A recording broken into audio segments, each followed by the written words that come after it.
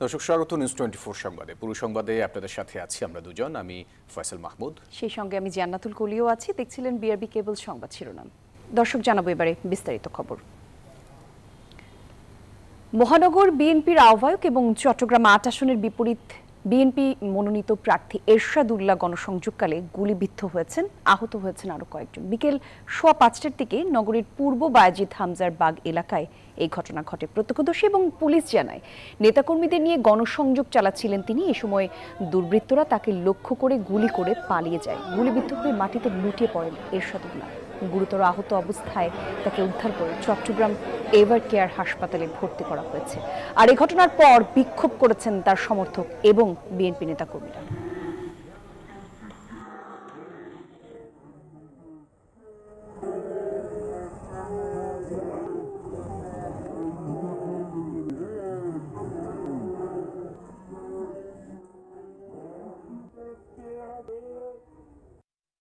Ever care হসপিটালে চিকিৎসাধীন আছেন, আর বিস্তারিত তথ্য সংগ্রহের চেষ্টা করছি।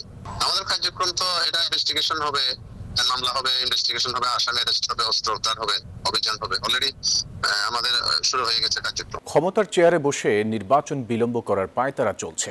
সব ষড়যন্ত্রের বেড়াজাল ছিন্ন করে ফেব্রুয়ারিতে নির্বাচন হবে, এমনটি বলছেন বিএনপি নেতারা। বুধবার আলাদা অনুষ্ঠানে এসব কথা বলেন তারা। বলেন, সারা দেশে নেতাকর্মীদের উচ্ছ্বাসই প্রমাণ করে আগামী নির্বাচনে বিএনপির জয় সুনিশ্চিত। ঐতিহাসিক ৭ নভেম্বর জাতীয় বিপ্লব ও সংহতি দিবস উপলক্ষে রাজধানীর ডিপ্লোমা ইঞ্জিনিয়ার্স ইনস্টিটিউশন মিলনায়তনে জাতীয়তাবাদী শ্রমিক দলের আলোচনা সভা, যেখানে শ্রমিক দল ও বিএনপি নেতারা বলেন ৭ নভেম্বর ছিল বাংলাদেশের স্বাধীনতা ও সার্বভৌমত্ব রক্ষার দিন। সেদিন দেশের প্রয়োজনেই শহীদ জিয়া ক্ষমতার কেন্দ্রবিন্দুতে অধিষ্ঠিত হন। আদর্শিক ভিত্তি রচনা করেন। আলোচনায় অংশ নিয়ে বিএনপির স্থায়ী কমিটির সদস্য ডাক্তার এজেডএম জাহিদ হোসেন বলেন, শহীদ জিয়া খাদের কিনারা থেকে জাতিকে টেনে তুলেছিলেন। বলেন, দেশের চলমান সংকট নিরসনে যথাসময়ে নির্বাচনের বিকল্প নেই। আজকে যারা চেয়ারে বসে অথবা চেয়ারের বাইরে থেকে ক্ষমতার স্বাদ আস্বাদন করে মনে করছেন এটা আরো একটু লম্বা করবেন, গণতন্ত্রকে প্রলম্বিত করার ষড়যন্ত্র এদেশের সাধারণ সংখ্যাগরিষ্ঠ মানুষ কোনো অবস্থাতেই গ্রহণ করবে না। বিএনপির স্থায়ী কমিটির সদস্য নজরুল ইসলাম খান বলেন, শহীদ জিয়ার প্রতিষ্ঠিত দল বিএনপি দেশে গণতন্ত্র প্রতিষ্ঠা করতে দৃঢ় প্রতিজ্ঞ। আগামী নির্বাচনে দলের প্রার্থীদের পক্ষে কাজ করতে নেতাকর্মীদের আহ্বান জানান তিনি। আপনারা এখানে যারা উপস্থিত আছেন তারা সবাই মিলে চেষ্টা করবেন, শুধু ঢাকায় না, আপনি এখানে না, আপনাদের যার যেখানে বাড়ি, যার যেখানে যোগাযোগ আছে, সব জায়গায় চেষ্টা করবেন যাতে করে আগামী নির্বাচনে ধানের শীষের প্রার্থীরা বিজয়ী হয়। এদিকে মনোনয়ন পাওয়ার পর চট্টগ্রামে নেতাকর্মীদের সঙ্গে মত বিনিময় করেন বিএনপির স্থায়ী কমিটির সদস্য আমির খসরু মাহমুদ চৌধুরী। বলেন, নেতাকর্মীরা ঐক্যবদ্ধ থাকলে আগামী নির্বাচনে বিএনপির বিজয় সুনিশ্চিত। দেশনেত্রী বেগম জিয়ার প্রতি ভালোবাসা, জনাব তারেক রহমানের প্রতি ভালোবাসা, ধানের শীষের জোয়ার শুরু হয়েছে। এই জোয়ার কেউ রোধ করতে পারবে না। বাংলাদেশের স্বাধীন সার্বভৌম দেশ, জনগণের পক্ষে একটি শক্তি, গণতন্ত্রের পক্ষে শুরু থেকে শেষ পর্যন্ত, সেটা হচ্ছে ধানের শীষ। বিএনপির ৩১ দফার বার্তা ঘরে ঘরে পৌঁছে দিতে নেতাকর্মীদের আহ্বান জানান আমির খসরু। সাইফুল ইসলাম, নিউজ 24, ঢাকা। বাংলাদেশ জামায়াতে ইসলামী নির্বাচনে কোনো দলের সঙ্গে জোট করবে না জানিয়েছেন দলটির আমির ডাক্তার শফিকুর রহমান। দলটির সহকারী সেক্রেটারি জেনারেল হামিদুর রহমান আজাদ জানান, এনসিপি বা অন্য কোনো দলের সঙ্গে আসন ভাগাভাগির বিষয়ে আলোচনা হয়নি। নভেম্বরে সম্ভব না হলে নির্বাচনের আগে যে কোনো দিন গণভোটের দাবিও জানিয়েছে দলটি। গণভোট কবে হবে, কার সাথে কে জোট করে নির্বাচনে যাবে, জোটের আসন ভাগাভাগিটাই বা কেমন হবে, রাজনীতির ময়দানে এই আলোচনা এখন তুঙ্গে। বাংলাদেশ জামায়াতে ইসলামী সহ বেশ কয়েকটি রাজনৈতিক দল এতদিন নভেম্বরেই গণভোট চাইছিল। তবে বুধবার নির্বাচন কমিশনের প্রধান নির্বাচন কমিশনারের সাথে সাক্ষাৎ শেষে জামায়াতে ইসলামীর সহকারী সেক্রেটারি জেনারেল হামিদুর রহমান আজাদ জানান, নভেম্বরে নয়, নির্বাচনের আগে যে কোনো দিন গণভোট হলেই তারা খুশি। তিনি আরও জানান, সংসদের আসন ভাগাভাগির বিষয়ে এনসিপি বা অন্য কোনো দলের সাথে তাদের কোনো আলোচনা হয়নি।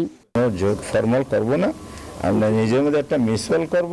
নভেম্বর থেকে যদি একটু কয়েকদিন বেশিও লাগে সেটা বিষয় না, তবে পৃথক ডেটে ইলেকশনের আগে গণভোটটা হইতে হবে।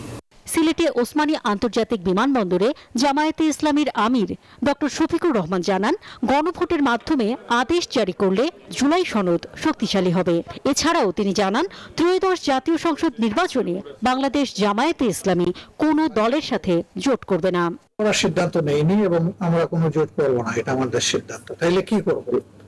আমরা নির্বাচনী সমঝোতা করব। আমরা যে কথাটা বলেছি যে প্রত্যেকটি জায়গায় একটা বাক্স হবে, সেই নীতিতেই আমরা আগাচ্ছি। এবং শুধু ইসলামী দল না, এখানে ইসলামী দলের পাশাপাশি দেশপ্রেমিক প্রতিশ্রুতিশীল আরো যারা আছেন তারাও ইতিমধ্যে সংযুক্ত হচ্ছেন এবং আরো আপনারা দেখতে পাবেন সংযুক্ত হবে ইনশাআল্লাহ।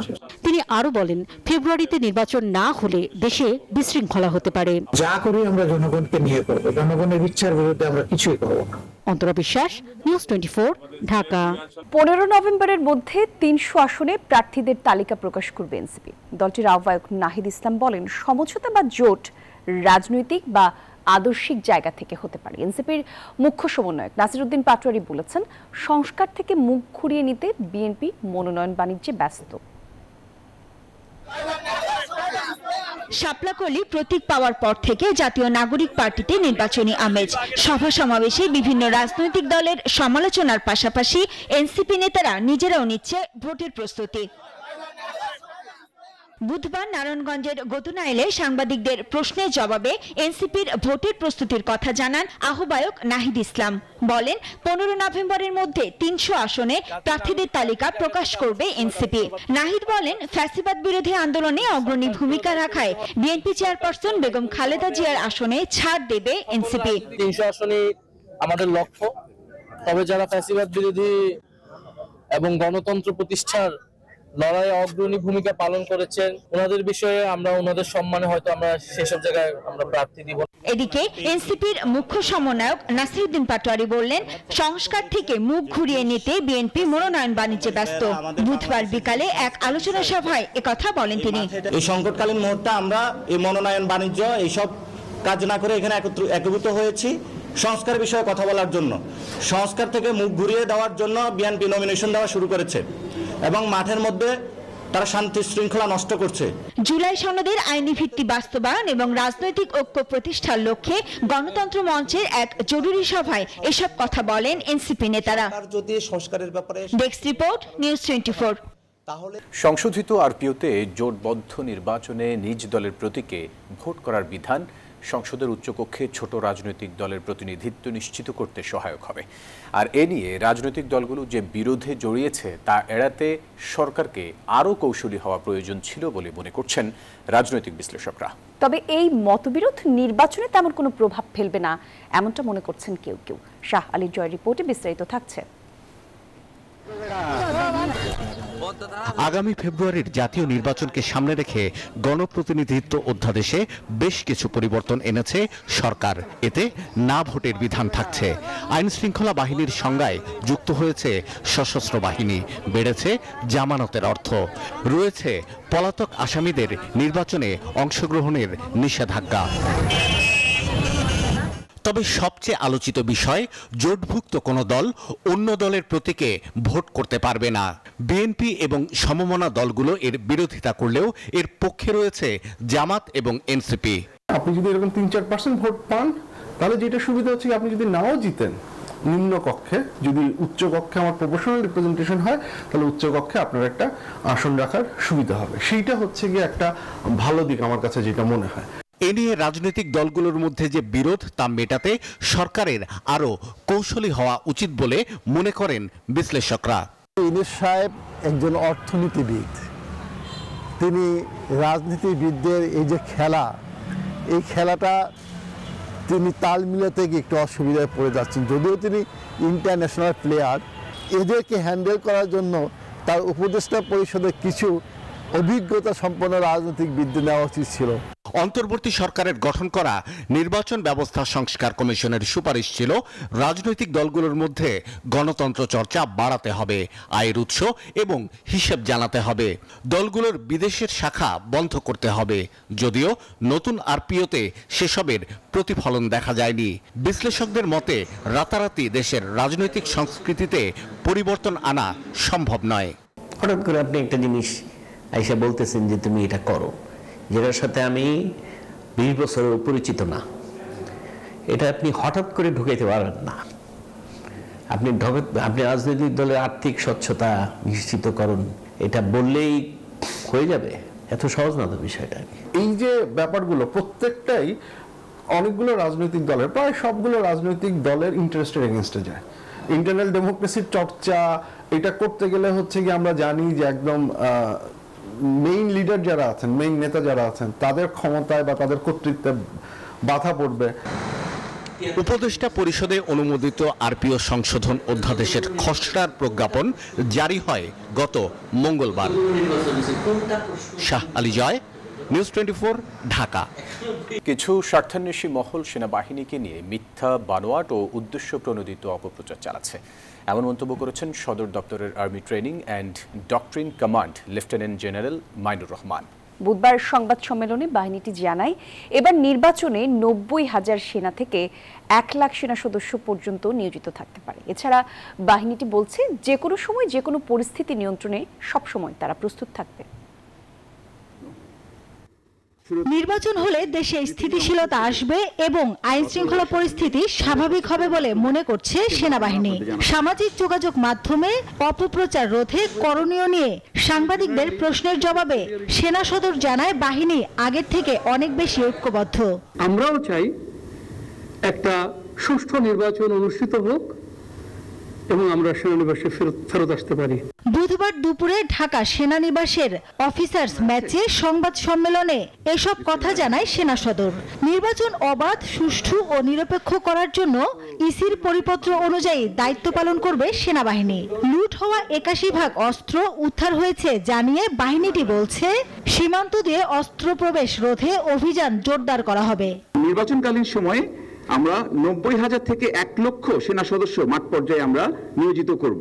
একটি সুষ্ঠু এবং অবাধ নিরপেক্ষ নির্বাচনের জন্য নির্বাচন কমিশনকে সকল ধরনের সহায়তা দিতে সর্বদা প্রস্তুত থাকবে। যেখান থেকে ঢাকামুখী অস্ত্রের চালান ধরা পড়েছে, এটা অবশ্যই আমাদেরকে কনসার্ন করা উচিত। আমরা অবশ্যই এটা নিয়ে চিন্তিত, but at the same time এই যে ধরা পড়েছে এটাও তো একটা সাফল্য। সো আমরা আমাদের অভিযান জোরদার করব। সেনা সদর আরো জানায়, কিছু স্বার্থান্বেষী মহল সেনাবাহিনীর নেতৃত্বকে প্রশ্নবিদ্ধ করতে মিথ্যা, বানোয়াট ও অপপ্রচার চালাচ্ছে সোশ্যাল মিডিয়ায়। সেনাবাহিনীর নেতৃত্বকে প্রশ্নবিদ্ধ করার জন্য মিথ্যা, বানোয়াট এবং উদ্দেশ্য প্রণোদিতভাবে অপপ্রচার চালাচ্ছে। যে সেনাবাহিনীর প্রতিটি সদস্য সেনাবাহিনী প্রধান এবং সেনাবাহিনীর সিনিয়র লিডারশিপের প্রতি শতভাগ অনুগত এবং বিশ্বস্ত রয়েছে।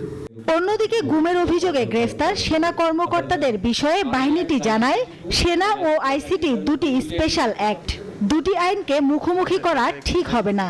আমাদের যারা অফিসাররা আছেন তাদের যে রাইটস আছে, রাইটস এন্ড প্রিভিলেজেস, সেটার সম্পর্কেও আমরা ওয়াকিবহাল আছি এবং আমরা সেটার ক্ষেত্রেও সরকারের সাথে যোগাযোগ রাখছি এবং আমরা দুইটা অ্যাক্টকে সামনাসামনি দাঁড় করাবো না।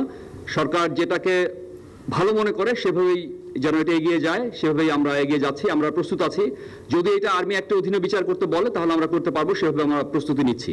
সরকার যেভাবে ভালো মনে করবে সেভাবে অভিযুক্ত সেনা সদস্যদের বিচার প্রক্রিয়া চলবে বলেও জানায় সেনা সদর। সেটার ব্যাপারে সরকারের সাথে আমাদের এনগেজমেন্ট জারি আছে। মাসুদা লাবনী, নিউজ 24, ঢাকা। উড্ডয়ন ত্রুটির কারণে নিয়ন্ত্রণ হারিয়ে মাইলস্টোনে আছড়ে পড়ে বিমান বাহিনীর প্রশিক্ষণ বিমান। 4 মাস অনুসন্ধান শেষে প্রধান উপদেষ্টার কাছে দেয়া প্রতিবেদনে এমনটি জানানো হয়েছে। বুধবার রাষ্ট্রীয় অতিথি ভবন যমুনায় 33 দফা সুপারিশ সম্বলিত তদন্ত প্রতিবেদন গ্রহণ করেন ডক্টর মোহাম্মদ ইউনূস। পরে ফরেন সার্ভিস একাডেমিতে সংবাদ সম্মেলনের আয়োজন করে প্রধান উপদেষ্টার প্রেস উইং রাষ্ট্রীয় নিরাপত্তাজনিত কারণে প্রতিবেদনের বিস্তারিত জানাতে রাজি হননি প্রেস সচিব শফিকুল আলম। 21 জুলাই উত্তরার মাইলস্টোন স্কুল অ্যান্ড কলেজ ক্যাম্পাসে আশ্রয় পড়ে বিমান বাহিনীর প্রশিক্ষণ বিমান। ভয়াবহ ওই দুর্ঘটনায় বিমানের পাইলট ফ্লাইট লেফটেন্যান্ট তৌকির ইসলাম সহ নিহত হয় 36 শিক্ষার্থী। ঘটনার পর সাবেক সচিব AKM জাফরুল্লাহ খানকে সভাপতি করে কারণ অনুসন্ধানে 9 সদস্যের কমিশন গঠন করে সরকার। প্রায় ৪ মাসের তদন্ত শেষে বুধবার সকালে প্রধান উপদেষ্টার কাছে প্রতিবেদন জমা দেয় কমিশন। সকালে রাষ্ট্রীয় অতিথি ভবন যমুনায় ৩৩ দফা সুপারিশ সম্বলিত তদন্ত প্রতিবেদন গ্রহণ করেন ডক্টর মোহাম্মদ ইউনূস। প্রতিবেদন সম্পর্কে জানাতে বিকেলে ফরেন সার্ভিস একাডেমিতে ব্রিফিং করে প্রধান উপদেষ্টার প্রেস উইং। তবে রাষ্ট্রীয় নিরাপত্তাজনিত কারণে প্রতিবেদনের বিস্তারিত জানাতে রাজি হয়নি প্রেস সচিব শফিকুল আলম। প্রতিবেদনের বলা হয়েছে যে পাইলটের উড্ডয়নের ত্রুটির জন্য এই দুর্ঘটনা ঘটেছে। ট্রেনিং এর সময় যখন ফ্লাই করছিলেন পরিস্থিতি তার আয়ত্তের বাইরে চলে যায়, এটা হচ্ছে কনক্লুশন। এই ধরনের দুর্ঘটনা প্রতিরোধে এখন থেকে বিমান বাহিনীর সকল প্রশিক্ষণ ঢাকার বাইরে হবে বলে জানান তিনি। প্রতিবেদনে অনেকগুলো ফাইন্ডিংস, অনেকগুলো রিকমেন্ডেশন এসছে। প্রধান যে রিকমেন্ডেশন সেটা হচ্ছে জননিরাপত্তার স্বার্থে এখন থেকে এয়ারফোর্সের সকল ইনিশিয়াল ট্রেনিং ঢাকার বাইরে পরিচালিত হবে। বিমানবন্দরের আশেপাশে ফায়ার স্টেশনগুলোতে ফায়ার ফাইটিং ফোম রাখা বাধ্যতামূলক করা হয়েছে। আর বিমানবন্দরের অল্প দূরত্বে স্কুল, কলেজ, হাসপাতাল নির্মাণের ক্ষেত্রে যথাযথ আইন প্রয়োগের জন্য সংশ্লিষ্টদের নির্দেশনা দেওয়া হয়েছে। মাসুদ সুমন, নিউজ 24, ঢাকা। নিষিদ্ধ দল হিসেবে আওয়ামী লীগের ডাকা যে কোনো কর্মসূচি কঠোরভাবে দমন করা হবে বলে জানিয়েছেন স্বরাষ্ট্র উপদেষ্টা জাহাঙ্গীর আলম চৌধুরী। আর পুলিশ সদর দপ্তর বলছে যে কোনো ধরনের নাশকতা রোধে সর্বোচ্চ সচেষ্ট পুলিশ। এদিকে প্রেস সচিব শফিকুল আলম আওয়ামী লীগের ঝটিকা মিছিলের বিরুদ্ধে আইনের সর্বোচ্চ প্রয়োগের হুঁশিয়ারি দিয়েছেন। নিষিদ্ধ দল হিসেবে আওয়ামী লীগের ডাকা যে কোনো কর্মসূচি কঠোরভাবে দমন করা হবে বলে জানিয়েছেন স্বরাষ্ট্র উপদেষ্টা জাহাঙ্গীর আলম চৌধুরী। গাজীপুরে আইন শৃঙ্খলা বাহিনীর সঙ্গে মতবিনিময় সভা শেষে একথা বলেন তিনি। বলেন, জামিনে মুক্তি পাওয়া আওয়ামী লীগের নেতাকর্মীরা যদি কোনো অপরাধে জড়ান তাদের বিরুদ্ধে সঙ্গে সঙ্গে আইনি ব্যবস্থা নেওয়া হবে। দুষ্কৃতিকারীরা অনেক কিছু বলবে, আমরা দুষ্কৃতিকারীদের যেন কোনো কার্যক্রম যেন তারা চালাতে না পারে ওই জন্য যত ধরনের ব্যবস্থা আমরা নিব। রাজধানীর ফরেন সার্ভিস একাডেমিতে ব্রিফিং এ প্রধান উপদেষ্টার প্রেস সচিব বলেছেন, খুনি ফ্যাসিস্ট দ্বারা প্রভাবিত হয়ে আওয়ামী লীগের কেউ ঝটিকা মিছিলের চেষ্টা করলে আইনের সর্বোচ্চ প্রয়োগ করা হবে।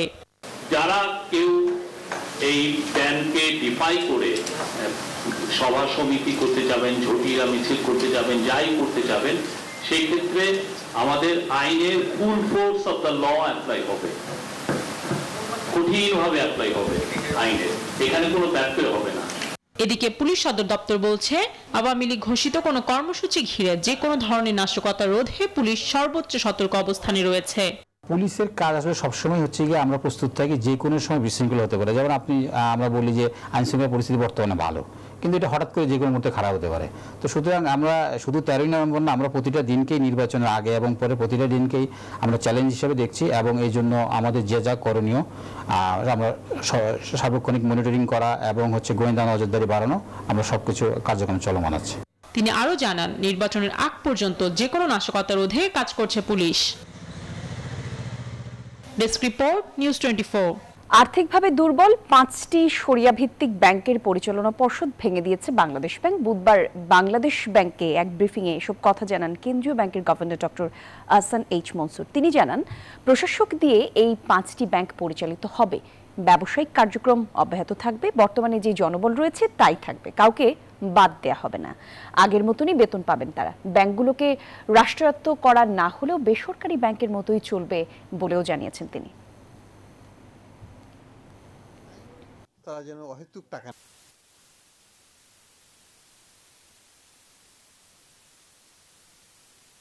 অ্যাসেটস এন্ড লায়াবিলিটিস সবগুলো নতুন ব্যাংকে আমরা হ্যান্ড ওভার করে দেব। নতুন ব্যাংক অ্যাসেটও নিচ্ছে, লায়াবিলিটিও নিচ্ছে, মোস্টলি লায়াবিলিটি, অ্যাসেট তো দিচ্ছে সরকার। কাজে এটা মার্জারি হচ্ছে এবং এটা মার্জার এই জন্যই করা হচ্ছে যে যাতে লিকুইডেশন বা অন্য কিছু করতে গেলে আমাদের ডিপোজিটরদের বিশাল ক্ষতি হয়ে যেত, সেইখানে আমার ডিপোজিটরের স্বার্থে আমরা এটাকে মার্জার হিসাবে। নিউ ইয়র্ক সিটির ইতিহাসে নতুন অধ্যায়, প্রথমবারের মতো একজন আমেরিকান মুসলিম এবং সর্বকনিষ্ঠ ব্যক্তি মেয়র হিসেবে নির্বাচিত হয়েছেন, যার নাম জোহরান মামদানি। আগামী 1 জানুয়ারি তিনি শপথ নেবেন। ঐতিহাসিক এই জয়ের পর 30 মিনিটের মধ্যেই বিজয়ী ভাষণে মাত্র 4টি শব্দে তিনি সরাসরি বার্তা দেন প্রেসিডেন্ট ডোনাল্ড ট্রাম্পকে। সেই সংক্ষিপ্ত ভাষণে দৃঢ় বার্তায় প্রতিফলিত হয়েছে অভিবাসী ও মুসলিম সম্প্রদায়ের আত্মবিশ্বাস, সমান অধিকার ও নাগরিক মর্যাদার দাবি। ডোনাল্ড ট্রাম্পের চোখ রাঙানোকে উপেক্ষা করে জহরান মামদানির পক্ষে রায় দিলেন নিউ ইয়র্কবাসী। সাবেক গভর্নর অ্যান্ড্রু কুমোকে হারিয়ে এই সিটি নির্বাচনে ঐতিহাসিক জয় পেলেন ভারতীয় বংশোদ্ভূত এই ডেমোক্রেট রাজনীতিক। এর মধ্য দিয়ে বিশ্বের রাজধানী খ্যাত নিউ ইয়র্কে প্রথমবার এমন একজন মেয়র পদে নির্বাচিত হলেন যিনি মার্কিন রাজনীতির চলতি ধারার পুরো বিপরীতমুখী। নিউ ইয়র্ক সিটির নতুন মেয়র বিজয়ের পর উচ্ছ্বাসিত জনতার মাঝে প্রথম বক্তৃতাতেই তিনি ধন্যবাদ জানিয়েছেন নিউ ইয়র্কের তরুণ প্রজন্মকে। জহরান মামদানি এখন হয়ে উঠেছেন আমেরিকার নতুন প্রজন্মের রাজনৈতিক প্রতীকের প্রতীক। বন্ধুরা, আজ দীর্ঘদিনের রাজনৈতিক আধিপত্যের পতন ঘটিয়েছি। আমরা তোমাদের জন্য লড়ব, কারণ আমরা তোমাদেরই অংশ। আগামী 1 জানুয়ারি মেয়র হিসেবে শপথ নেবেন মামদানি। তার কথায় শপথ নিলেও নিউ ইয়র্ক অভিবাসীদের শহর হিসেবেই থাকবে। পরিবর্তনের জন্য, একটি নতুন ধরনের রাজনীতির জন্য, একটি শহরের জন্য যে ম্যান্ডেট জনগণ দিয়েছে, আমরা তা বাস্তবায়ন করব। 30 মিনিটেরও কম সময়ের বিজয়ী ভাষণে সরাসরি বার্তা দেন মার্কিন প্রেসিডেন্ট ডোনাল্ড ট্রাম্পকে উদ্দেশ্য করে। ডোনাল্ড ট্রাম্প, আমি জানি আপনি দেখছেন। আপনার জন্য আমার 4টি শব্দ: আওয়াজ বাড়াও। সবার কাছে পৌঁছাতে হলে সবার মধ্য দিয়েই যেতে হবে।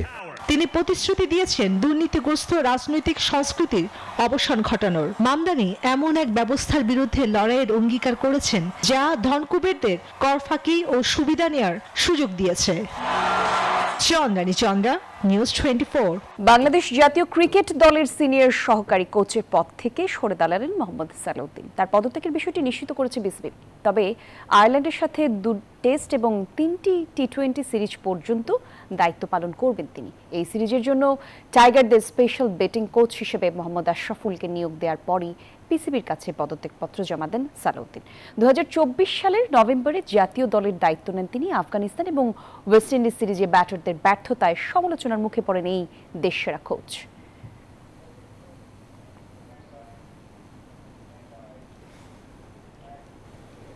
দর্শক, এই ছিল নিউজ 24 সংবাদে। এতক্ষণ সঙ্গে ছিলেন যারা, ধন্যবাদ সবাইকে।